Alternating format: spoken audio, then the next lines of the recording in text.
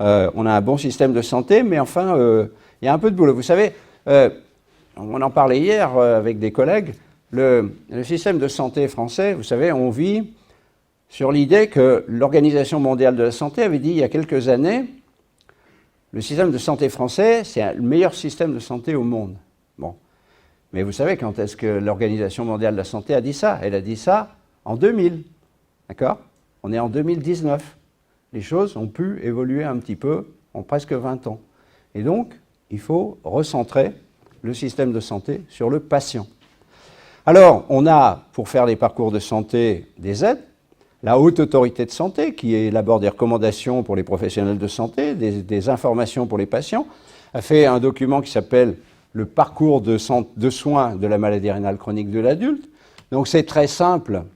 En fait, il y a une étape de diagnostic, la consultation du médecin généraliste, la confirmation des signes de maladie rénale chronique et de la chronicité.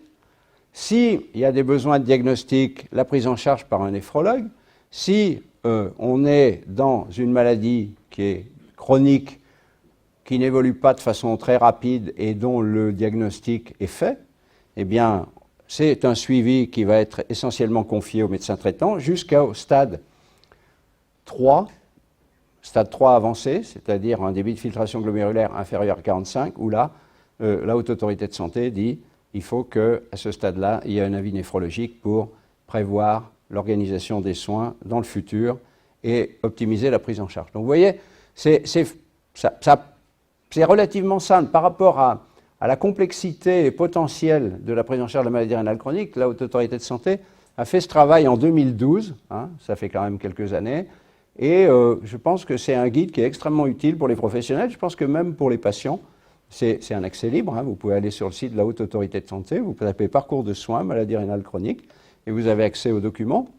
Il est plutôt fait pour les professionnels, mais des schémas comme ça, c'est des schémas qui sont informatifs et que chacun peut comprendre.